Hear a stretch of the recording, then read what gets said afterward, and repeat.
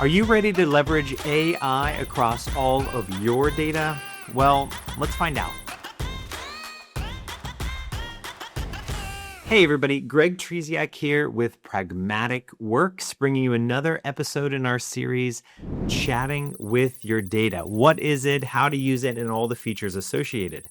In today's episode, we're going to take a look at simplifying the data schema.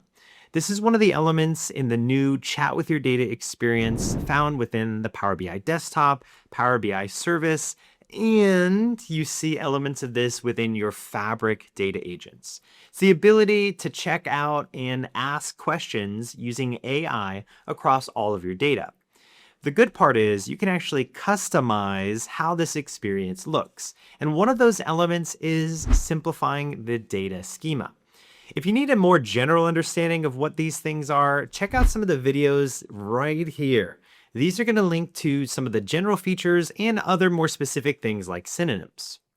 All right, let's talk about simplifying the data schema. This is an area that can be found when you go prep data for AI or in our Power BI desktop, right here, prep data for AI. If you open this up, you're going to see a bunch of different elements, but particularly you're going to see simplify the data schema, verified answers, and AI instructions. Justin and I, trainers here, have been going through and looking at these elements, and today we're going to look at simplify the data schema. Now, simplify the data schema is great, but there's a couple things we need to know about it. All right, so first things first, simplify the data schema is really helpful for Copilot to help focus on the right data within your model. What this basically does is try to only show and leverage and suggest Copilot to use certain elements within your data. However, there's a lot of confusion about this. Is it security based? Is it not going to see anything that you deselect here?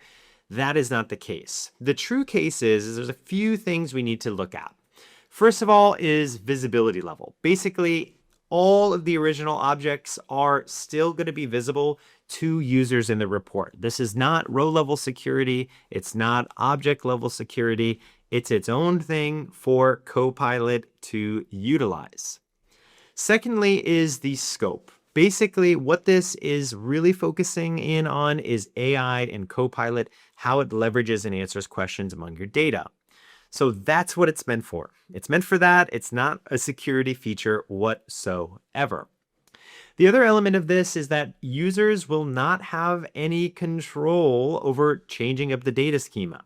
So if they want to make some edits, they're going to have to go through you and ask you to change that up, whether it's in the Power BI service or in the desktop. We'll also see a couple of features here, things like hidden state. So all of the fields available in the semantic model will appear in the AI data schema, and this is regardless of if they are hidden or not. You'll see in my example today, I have some parameter tables that are hidden and they are still fair game for the data schema. You'll also see that your hierarchies are going to be respected if you have a hierarchy in the data schema, but maybe a particular column of the hierarchy isn't selected. The column is still included in the Copilot schema. So hierarchies still play a role here. And the same thing goes for relationships. If you have related fields, and they're utilized in that filter relationship, well, contextually, Copilot will still understand that. I like to think of these as guidelines. I always think of that great Pirates of the Caribbean quote, but that is actually truly the case here. All right, a couple other things to show you. This is just one broad approach. Let's take a look at Microsoft Learn and see what they have to say as well. All right, here we are on Microsoft Learn, and let's take a look at some more considerations and limitations while utilizing this feature. All right, consumers in your semantic model cannot see the AI data schema. They're not going to be utilizing it here. Only those that are editing the reports can have some say here with the prep data for AI, but consumers, this isn't for them. This is for your Copilot Chat with Your Data experience. Now, a couple notes that are here as well. One thing in particular that I think is really, really important here is, let's take a look at one of the bullets. All right, let's take a closer look at one of these bullets, particularly number 4. Number 4 here, when you use Copilot to create a report page, search for data, or use DAX query, Copilot requires the entire semantic model. It doesn't consider the AI schema. So I want to make an important distinction here. When you're doing some operations and requests, even your end users, that means that Copilot, as it's going through, can look at your model as a whole. It's using the metadata in that Tyndall view to understand a lot of the concepts. It's not just going to bypass something because you deselected it in the schema view. Again, it's a suggestion or a guideline, right? So that's going to be one of the key pieces here. Another thing that I found is if you were to, let's say, get rid of a table, but that table is a part of a bridge between two other tables, well, you might ask a question that contextually requires you to leverage one that's not a part of the AI data schema. It can still be a part of an answer. Again, it's a guideline, it's a suggestion. It does, in certain questions, kind of take it out of the field of play, but it is not necessarily 100%. And point 4 here really proves it. If we're creating the report pages, we're doing a search, we're doing some DAX, those things are fair game. Couple other points here, but we've kind of hit on them. So I want to actually dive in and show you what this feature is all about and get our hands a little bit dirty. Okay, I'm here in my Power BI report, and right out of the gate, you'll notice I don't have anything built. And one of the reasons I don't have anything built is because Copilot will leverage already created visualizations to help provide an answer.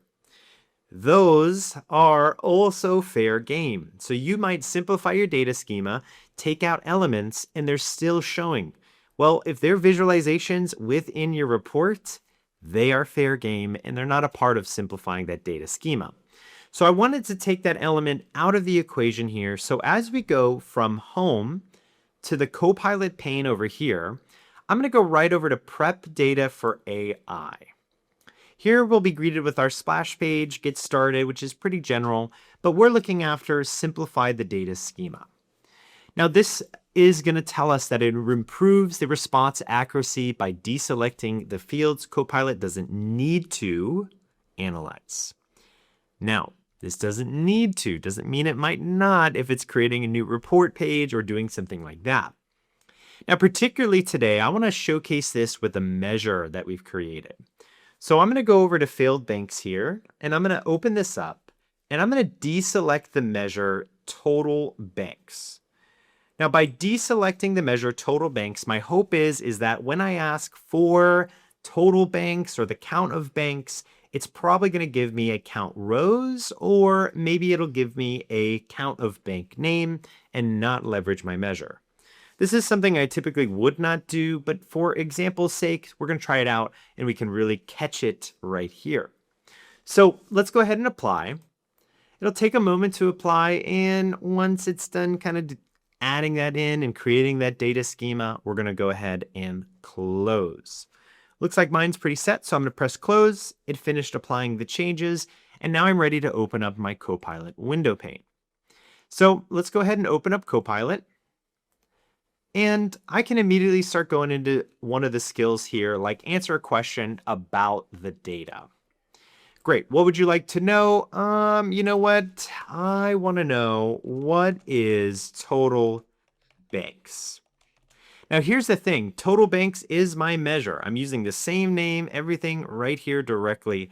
So you'd expect maybe I'd get that measure, but I've taken it out of the data schema.